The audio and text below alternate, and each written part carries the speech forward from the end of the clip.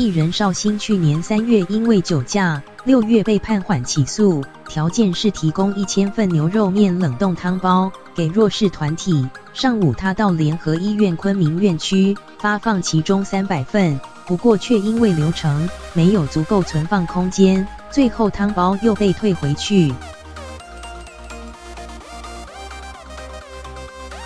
推着推车载满300包牛肉面的真空汤包，艺人绍兴来到医院做公益，因为他去年3月酒驾，6月被判缓起诉，条件就是要提供1000份牛肉面给弱势团体。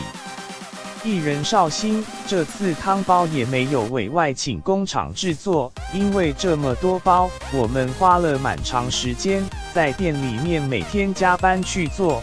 不管是切肉、熬煮、熬汤，所有程序都是我自己去做的，也表示自己也愿意认错。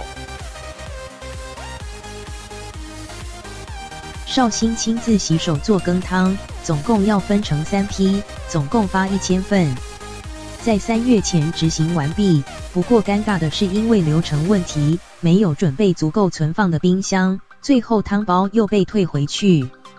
艺人绍兴因为冷冻汤包有个问题是，它必须要有容器去解冻，有些可能家里面没有那样的器具吧。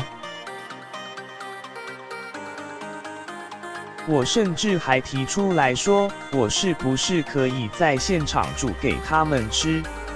先前有汤包店老板酒驾，检察官罚他80个小时，教大家做包子，换取缓起诉。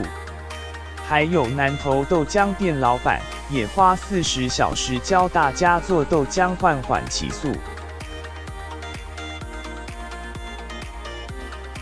另外，台南还有男子因为张贴女子裸照被罚心经500遍，结果抄不完被撤销原处分。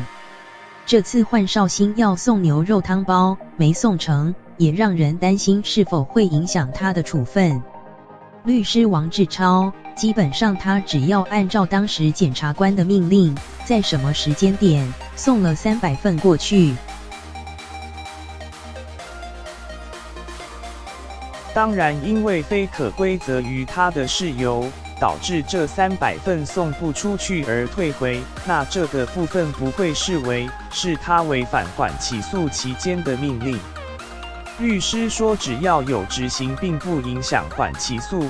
不过，绍兴被退回300份汤包该怎么处理，是个头痛的问题。之后他也会全力配合。